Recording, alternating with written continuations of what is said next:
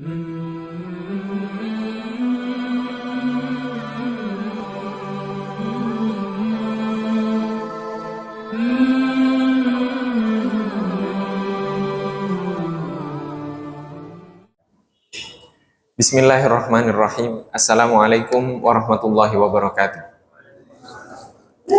Alhamdulillahirabbil alamin. Nahmadullaha hamdan syakirin, hamdan na'imin, hamdan yuafi ni'amahu wa yukafi'u mazidah. Ya Rabbana lakal hamdu kama yanbaghi li jalali wajhikal karimi wa 'azimi sultanik. Asyhadu an la ilaha illallah wa asyhadu anna sayyidana Muhammadar Rasulullah. Allahumma salli ala sayyidina Muhammadin abdika wa rasulikan nabiyil ummi wa ala alihi wa sahbihi wa sallim. Amma ba'du. Jamaah yang dirahmati oleh Allah Subhanahu wa taala, sebelum kita melanjutkan kajian kita tentang hikmah-hikmah yang dikumpulkan oleh Al-Imam Ibnu Athaillah As-Sakandari, mari kita sama-sama membaca Al-Fatihah. Kita khususkan untuk Al-Imam Ibnu Athaillah As-Sakandari dan seluruh para guru beliau, dan juga orang tua kita, para guru kita, dan juga untuk kita semuanya. Semoga Allah Subhanahu wa taala menganugerahkan ilmu yang bermanfaat, membukakan pintu ma'rifatnya bagi kita, dan juga menganugerahkan kepada kita kemampuan untuk mengamalkan ilmu yang telah kita pelajari. Ala hadhihi niyyah wa bikulli niyatin shalihah wa ila hadratin nabiyil mustafa sallallahu alaihi wa alihi wasallam. Al-Fatihah. A'udzu billahi minasyaitonir rajim. Bismillahirrahmanirrahim. Alhamdulillahirabbil alamin, arrahmanir rahim, maliki yaumiddin. Iyyaka na'budu wa iyyaka nasta'in. Ihdinas siratal mustaqim. Siratal ladzina an'amta 'alaihim ghairil maghdubi 'alaihim waladdallin. Amin. Jamaah yang dirahmati oleh Allah Subhanahu wa taala, pada kesempatan kali ini kita telah sampai kepada hikmah yang ketujuh, di mana Al-Imam Ibnu Athaillah As-Sakandari menyampaikan la yushakkikannaka fil wa'di adamu wuqu'il mau'udi wa in ta'ayyana zamanuhu. Janganlah sekali-kali menjadikanmu tidak terjadinya sesuatu yang telah dijanjikan oleh Allah Subhanahu wa taala sekalipun telah tiba waktunya.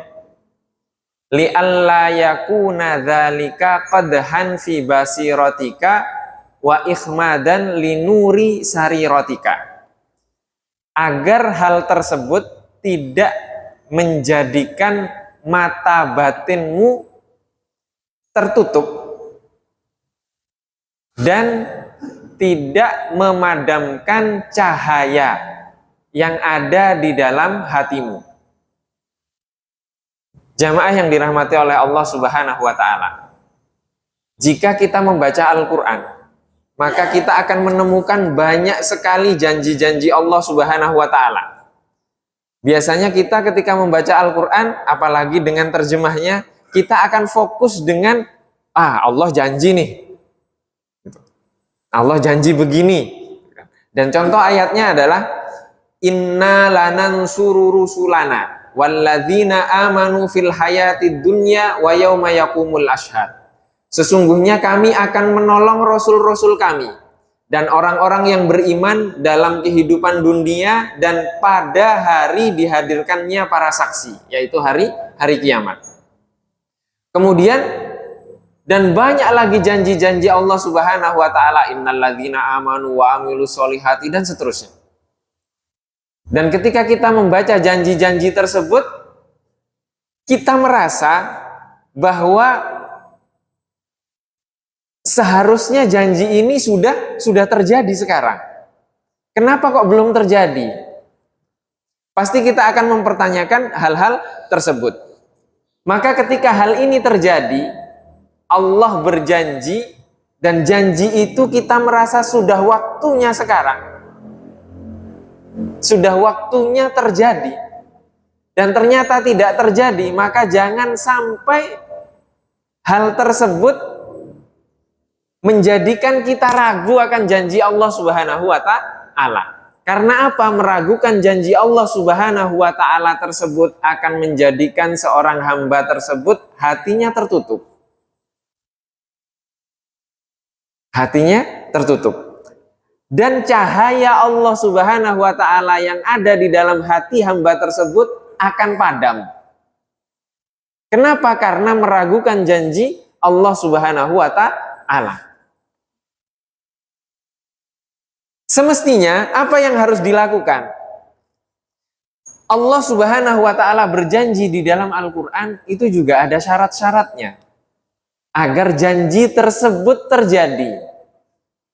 Apa syarat-syaratnya? Yaitu seorang hamba harus melaksanakan perintah Allah Subhanahu wa taala dan menjauhi larangannya. Ketika hal itu, syarat-syarat tersebut telah dipenuhi, maka janji itu akan terjadi. Bukan terjadi ketika sesuai dengan perhitungan kita. Maka bagaimana jika ada orang yang mengatakan, faktanya Ustadz, saya melihat kebalikannya. Apa yang kurang dari kita sekarang? Sholat subuh banyak yang jamaah, zikir banyak, yang sedekah banyak, sedekah Jumat sampai melimpah-limpah, zakat banyak, haji berjuta-juta orang. Tapi mana janji Allah? Kenapa kok kita masih terpuruk? Hak-hak kita diambil, kita dizolimi. Malah orang-orang yang tidak beriman itu yang malah menguasai dan mengatur kita. Di mana janji Allah? Katanya orang yang beriman ini akan memimpin.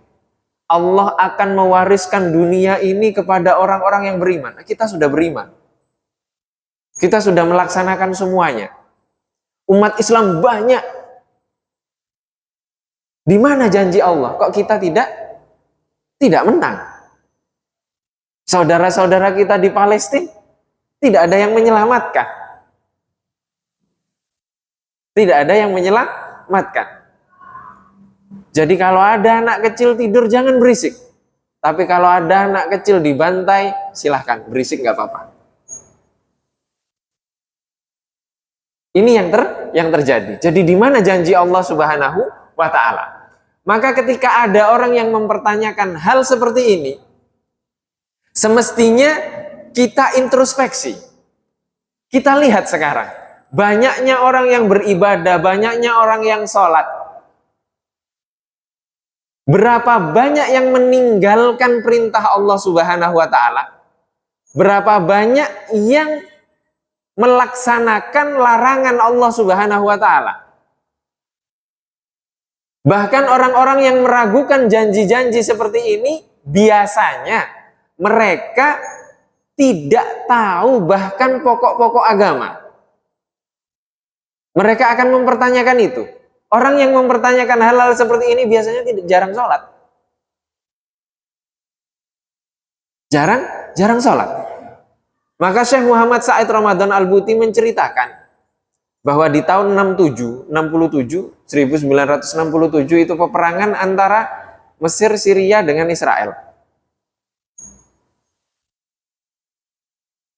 Ada sekumpulan pasukan tentara sholat ketika perang.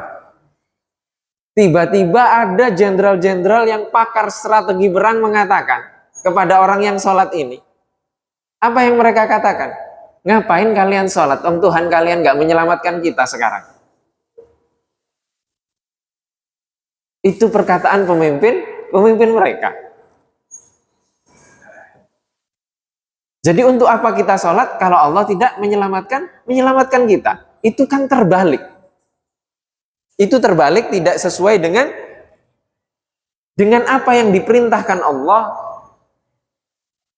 untuk menaati apa yang diperintahkan dan menjauhi apa yang dilarang. Maka ketika kita introspeksi, melihat ke dalam diri kita, berapa banyak sekarang umat Islam yang akhlaknya mencerminkan Islam itu sendiri? Berapa banyak? Berapa banyak yang akhlaknya mencerminkan Rasulullah Shallallahu Alaihi Wasallam? Coba kita lihat. Berapa banyak? Maka akan kita temukan bahwa umat Islam banyak yang terlena dengan dunia. Terlena dengan dunia. Kebanyakan mereka tidak mengetahui dasar-dasar agama. Maka jangan kita pernah membanggakan. Membanggakan apa? Membanggakan tentang apa yang telah dilakukan oleh umat Islam sehingga Allah harus menepati janjinya. Maka di sini hamba Allah terbagi menjadi dua. Hamba yang dekat dengan Allah dan hamba yang jauh dari Allah Subhanahu wa taala.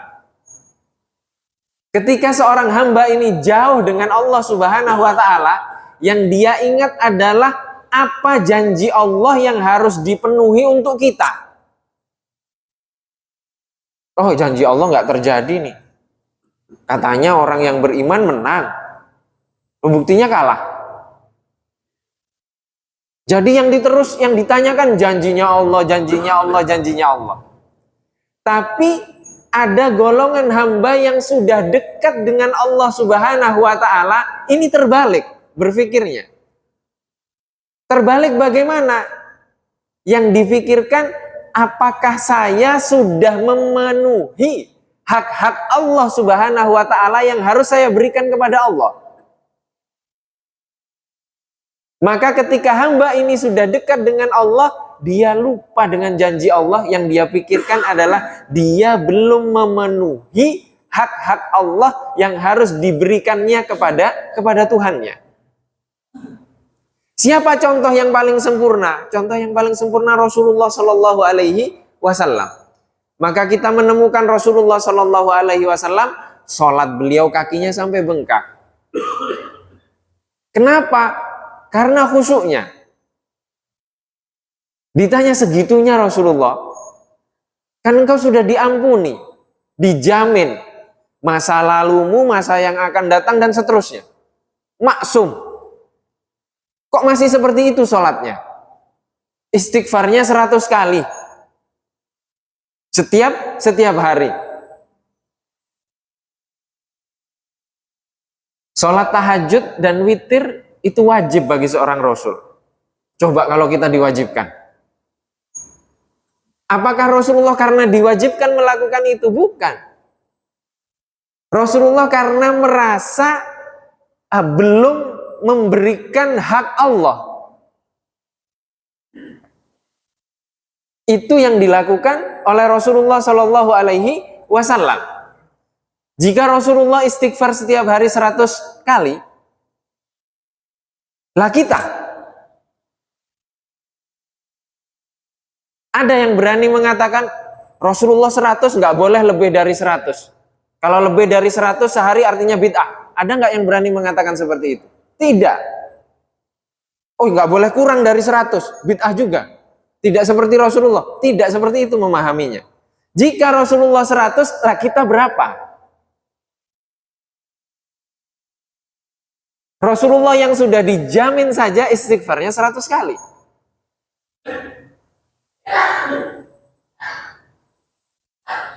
Maka hamba yang dekat akan yang diingat adalah apakah dia sudah memenuhi hak-hak Allah. Contohnya Rasulullah Shallallahu Alaihi Wasallam. Hamba yang jauh bisanya hanya menagih janji Allah untuk dia. Maka ada seorang soleh diyakini kewaliannya. Ini Syekh Muhammad Said Ramadan Al-Buti yang menceritakan. Muridnya bertanya, wahai guruku, tolong tunjukkan kepadaku karomahmu. Ini warga Indonesia suka dengan karomah-karomah ini.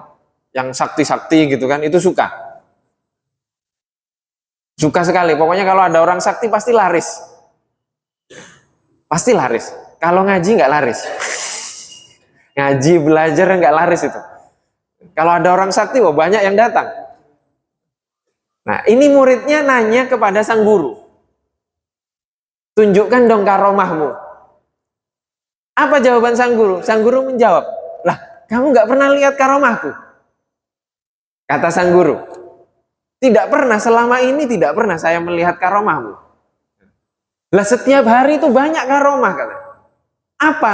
Saya berjalan di atas muka bumi, tenang-tenang saja, tidak terjadi gempa. Semestinya Allah menjadikan tanah yang saya pijak itu gempa atas dosa-dosa yang Allah tutupi dari mata kalian. Itu yang disampaikan oleh sang guru. Dan ini keluar dari hati. Kenapa? Karena dia merasa dia memiliki banyak aib, ditutup oleh Allah Subhanahu wa Ta'ala, masih diberikan nikmat sehat, bisa jalan-jalan tanpa ada sedikit pun musibah. Itu adalah karomah dari Allah untuk seorang hamba. Memang ada setelah Rasulullah Shallallahu Alaihi Wasallam wafat orang yang tidak pernah bersalah sama sekali. Secara logika mungkin ada, tapi sulit sekali. Karena yang dijamin hanya para nabi dan para rasul yang terlepas dari kesalahan. Maka tugas umat Islam ketika membaca ayat-ayat janji-janji Allah Subhanahu wa Ta'ala di dalam Al-Quran, jangan menagih janji itu, tapi penuhi dulu hak-hak Allah Subhanahu wa Ta'ala yang Allah minta dari kita. Jika kita membaca sejarah Rasulullah Shallallahu Alaihi Wasallam, perang Uhud itu umat Islam akan diserang oleh kafir Quraisy yang ingin balas dendam atas kekalahan dalam perang Badar. Akhirnya terkumpullah pasukan Quraisy kurang lebih 3.000 pasukan. Rasulullah Shallallahu Alaihi Wasallam mempersiapkan pasukan 1.000 pasukan. Di tengah perjalanan berangkatlah 1.000 pasukan ini, kemudian ada yang membelot. Pemimpinnya adalah Abdullah bin Ubay bin Salul, pimpinan para munafik. Yang membelot berapa orang? Kurang lebih 300 orang. Maka pasukan Rasulullah tidak lebih dari 700 pasukan melawan 3.000. Setelah itu terjadilah peperangan. Rasulullah memerintahkan dari 700 orang ini 50 pemanah untuk berdiam di atas gunung Uhud. Kalau kita umroh haji akan ada di sana bukit pendek yang sudah pendek karena sudah banyak terjadi banjir. Itu bukitnya pendek, namanya Jabal Romat, Jabal Pemanah, Gunung Pemanah. Rasulullah memerintahkan pasukan 50 pemanah ini menetap di gunung tersebut. Kata Rasulullah apa? Jika kalian melihat kami menang, jangan turun. Jika kalian melihat kami sedang berperang, jangan membantu kami, tetap di tempat itu.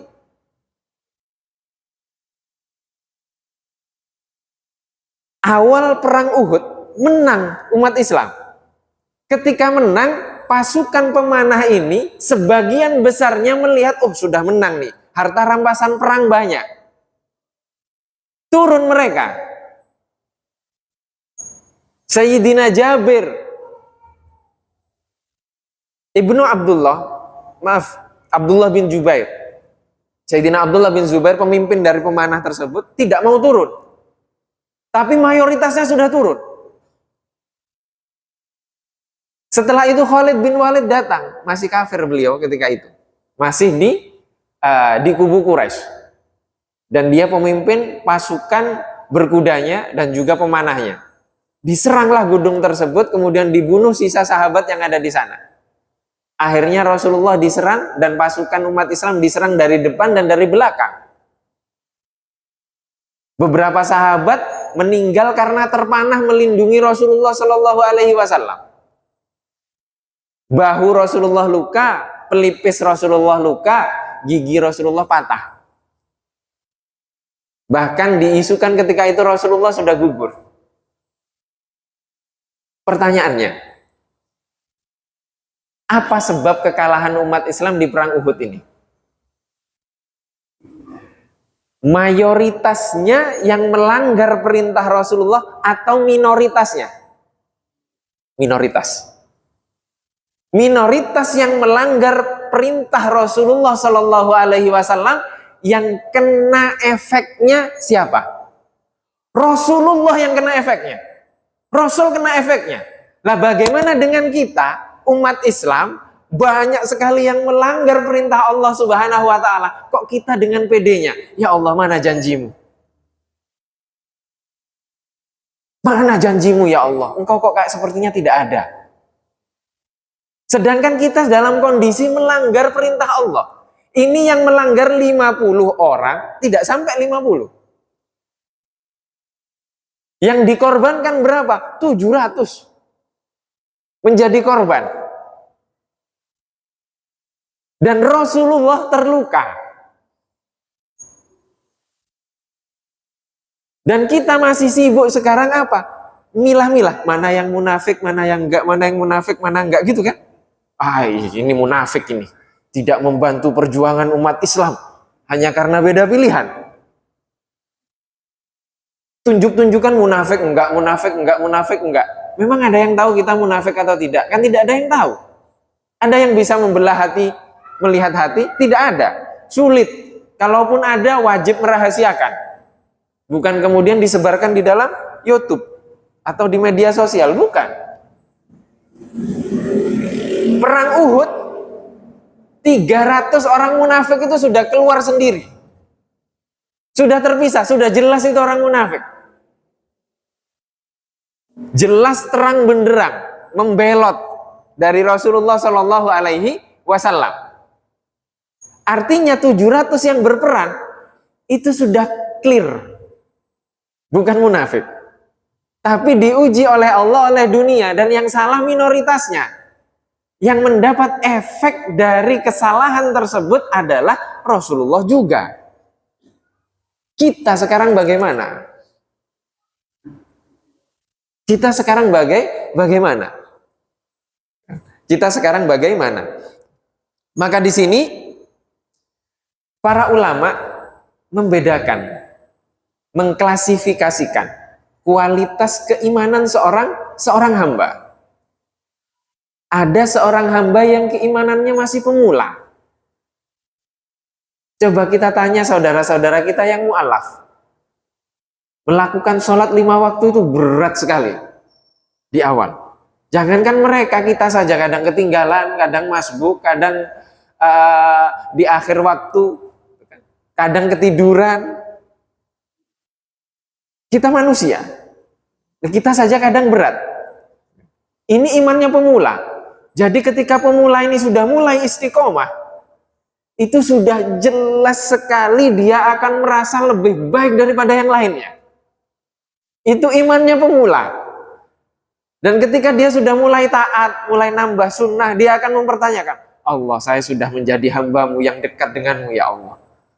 Doaku ini sudah terkabul ya Allah, saya sudah taat, sudah tahajud, sudah begini, sholat 5 waktu tepat waktu, di belakang imam, kadang menggantikan imam.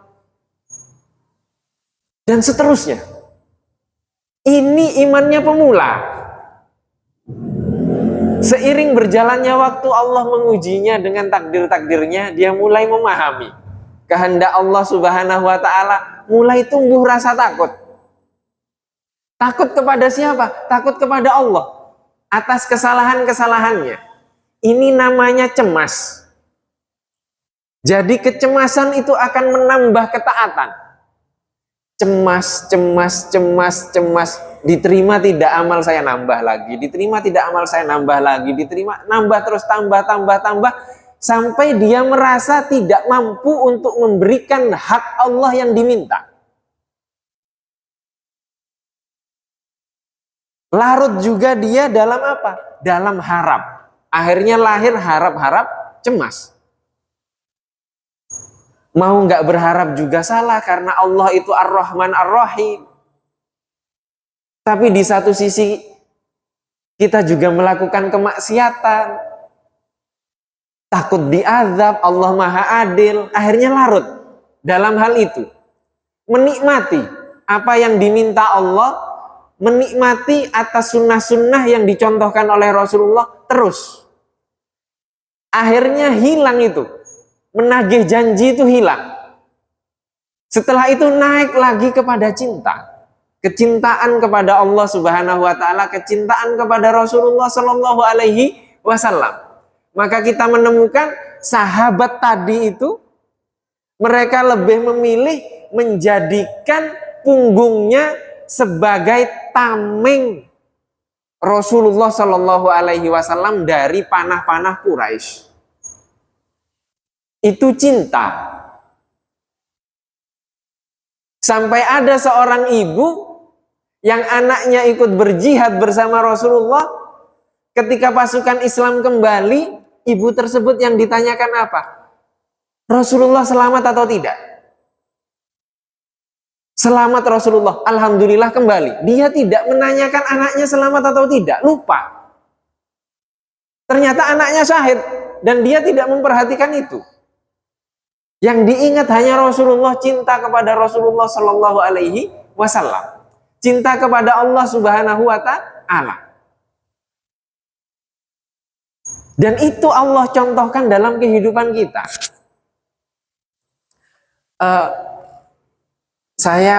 Waktu kecil kami itu di kampung kami waktu zaman tahun 98 itu kan ada ninja-ninja itu. Oh, isu ninja, banyak orang begini, kiai dijaga itu banyak. Ada yang tertangkap di daerah saya, kemudian setelah itu dibantai lah di depan ini. Dan saya ngelihat darah ini biasa. Tapi pernah anak saya yang pertama kepleset di tangga, jatuh sobek sini. Saya bawa ke puskesmas, dijahit 7 jahitan, itu yang gelap malah saya. Jadi saya langsung gelap, nggak bisa melihat apa-apa. Kenapa? Karena sedih anak saya dijahit. Ternyata cinta itu seperti itu. Biasa melihat darah, tapi kalau yang dicintai terluka, itu nggak kuat. Itu cinta. Dan Allah mencontohkan, ini loh kamu kalau cinta ke anak seperti ini. Nah sekarang Rasulullah meminta kita untuk lebih cinta kepada Rasulullah daripada ke diri kita sendiri. Itu bagaimana caranya? Dan itu satu-satunya jalan untuk sampai kepada Allah dengan cepat.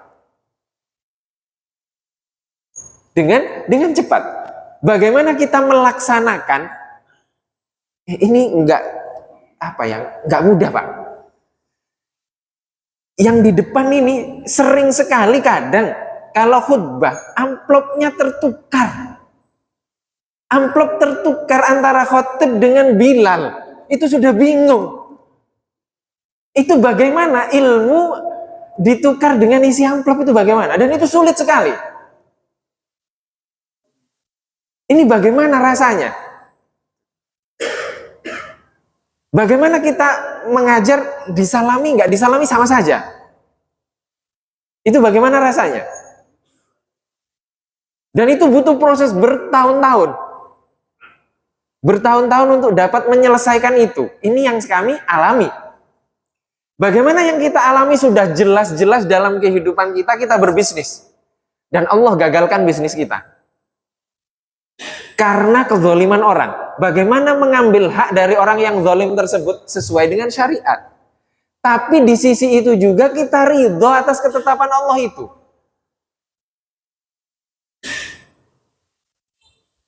Ketika perang Uhud, Sayyidina Hamzah itu meninggal. Pamannya Rasulullah itu syahid. Syahidnya perutnya dibelah, dikeluarkan jantungnya, hidungnya dipotong, telinganya beliau dipotong. Ini bukan PKI. PKI itu sudah ketinggalan itu seperti itu. Sayyidina Hamzah dibegitukan juga. Yang mengeksekusi Sayyidina Hamzah mengucapkan 2 kalimat syahadat. Bagaimana perasaan Rasulullah? Dimaafkan oleh Rasulullah, dimaafkan. Tapi Rasulullah menunjukkan kemanusiawian beliau. Beliau mengatakan, saya ampuni. Saya maafkan. Tapi setelah ini jangan pernah muncul lagi di depan saya. Kenapa? Sedih Rasulullah melihat itu. Sedih. Jadi ini bagaimana Rasulullah mencontohkan menerima ridho atas ketetapan, tapi juga di satu sisi Rasulullah manusiawi. Dan salah tidak Rasulullah nggak mau menemui itu? Tidak salah, tidak melanggar syariat juga. Jadi ini jadi janji Allah Subhanahu wa taala itu pasti terpenuhi. Pasti dipenuhi oleh Allah Subhanahu wa taala jika apa? Jika syarat-syaratnya sudah kita penuhi. Dan kita harus memahami apa? Sunnah-sunnah Allah Subhanahu wa taala yang ada di dunia ini. Maka di dalam Al-Qur'an itu mayoritasnya cerita. Bahkan para ulama mengatakan sepertiga saja hukum. Ini sebagian ulama berpendapat yang terkait dengan hukum di dalam Al-Quran itu sepertiganya. 2/3 itu cerita. Kenapa cerita? Karena Allah ingin menceritakan, ini loh sunnahku di dunia ini. Kalau ada orang seperti Fir'aun, memang Fir'aun nggak kaya raya. Fir'aun kaya raya. Bendaharanya siapa? Qarun. Maka dikenal dengan harta karun. Mereka menikmati itu. Tapi kenikmatan itu menjadikan mereka lupa atas pemberi nikmat. Akhirnya Allah jadikan hilang seketika. Hilang seketika apa? Nyeberangi laut langsung tenggelam. Seketika tidak, seketika. Seketika hilang itu semuanya. Tenggelam langsung. Jadi kalau kita melihat kedzoliman yang ada, kemudian Allah itu membiarkan kedzoliman itu namanya istidraj. Allah membiarkan itu. Nanti mengambilnya bagaimana? Langsung sedetik, terus hancur. Wala tahsabannallaha ghafilan amma ya'maludz zalimun. Jangan sekali-kali engkau mengira bahwa Allah Subhanahu wa taala itu ghafil, lalai atas apa yang dilakukan oleh orang-orang yang zalim. Mustahil Allah lalai, tapi Allah memang membiarkan. Ngambilnya gimana? Sedetik, terus hilang. Sedetik hilang. Apa kita mau jadi yang seperti itu? Apa kita ingin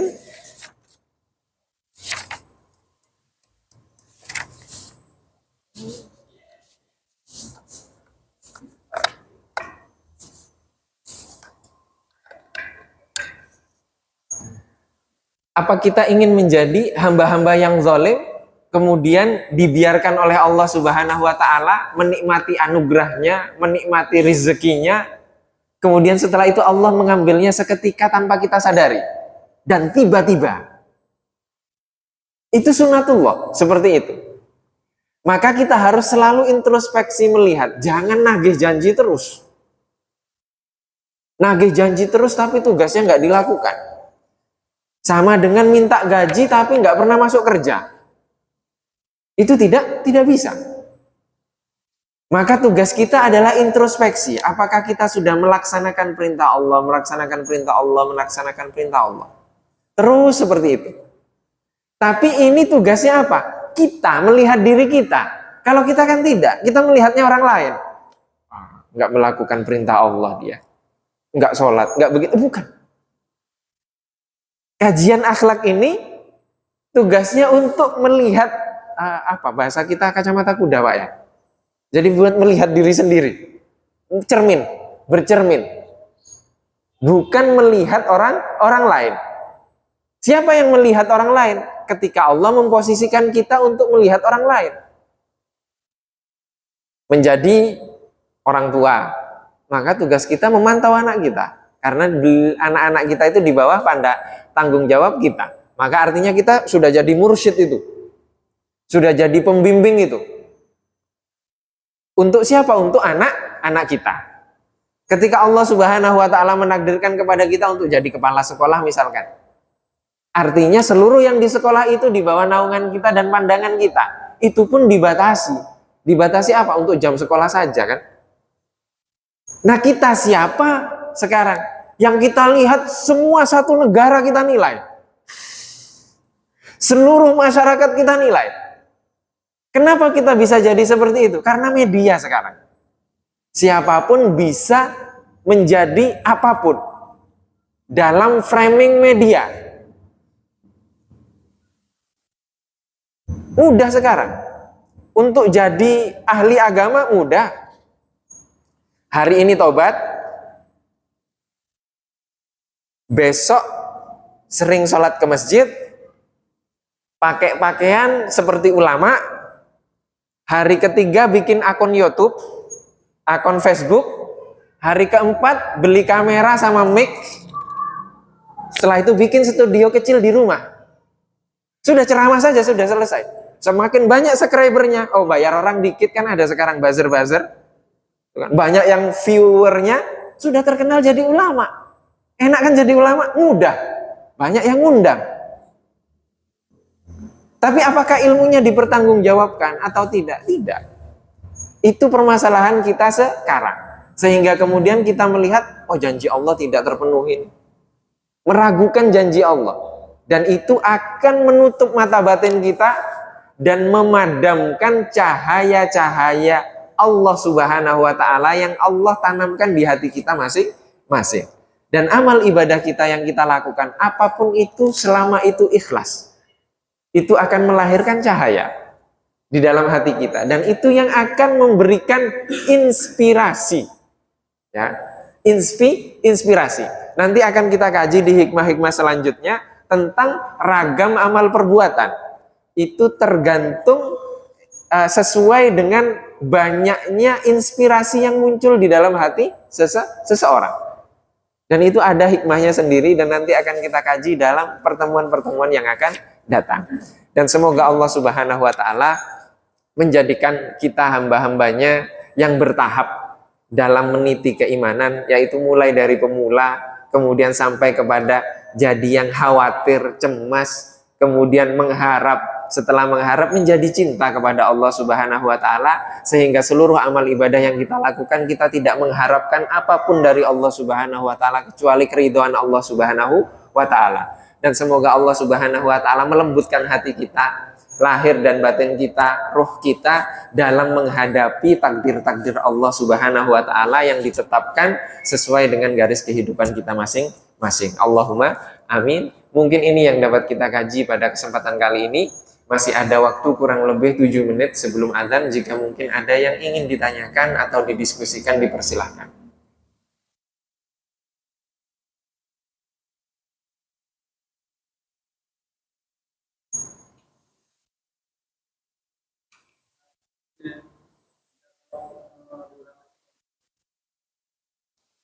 Contoh.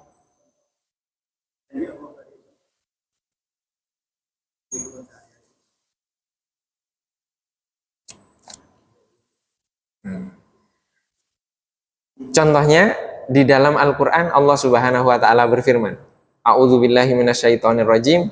Inna, ini di dalam surat Al-Ghafir. Inna lanansuru rusulana walladzina amanu fil hayatid dunya wa yauma yakumul ashhad. Sesungguhnya kami akan menolong rasul-rasul kami dan orang-orang yang beriman. Dan orang-orang yang beriman. Kalau rasul sudah tidak ada, tapi orang yang beriman masih ada. Orang yang beriman masih ada dalam kehidupan dunia. Dalam kehidupan dunia Allah akan menolong rasul, para rasul, dan menolong orang-orang yang beriman. Dan pada hari dihadirkannya para saksi, yaitu hari kiamat. Ini kan Allah berjanji untuk menolong orang-orang yang beriman. Ini mana pertolongan Allah? Kan kita sudah beriman, sudah berikhtiar, sudah begini, kok kita masih kalah, kan begitu biasanya. Kita sudah begini, kok masih begini? Kita sudah begini, kok masih begini? Nah, itu tandanya apa? Tandanya kita masih pemula. Karena apa? Karena masih menagih janji. Padahal kita belum memenuhi syarat. Gitu. Padahal kita belum memenuhi syarat. Dan banyak ayat-ayat terkait janji-janji tersebut. Innalladzina amanu wa amilus solihati dan seterusnya. Sesungguhnya orang-orang yang beriman dan melakukan amal soleh dan seterusnya. Kita merasa sudah melakukan amal soleh, padahal kan nggak soleh. Kenapa tidak soleh? Ya bener, yang di depan ini pakai jubah kadang, khutbah gitu kan. Diuji amplopnya tertukar saja. Itu loh, amal soleh dari mana kalau amplop tertukar sudah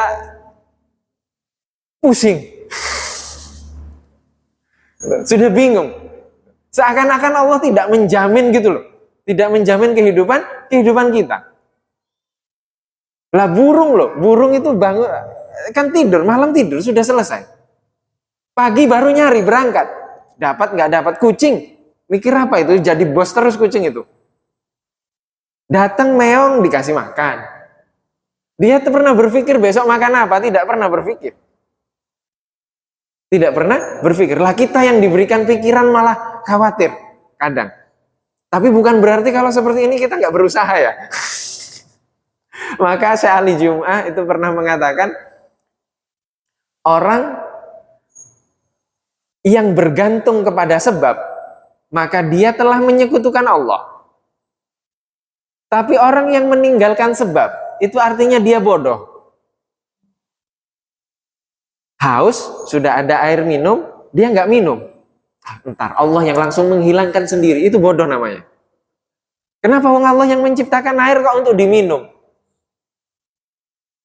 Tapi kalau kita meyakini bahwa air ini yang menghilangkan kehausan, artinya kita sudah menyekutukan Allah dengan air.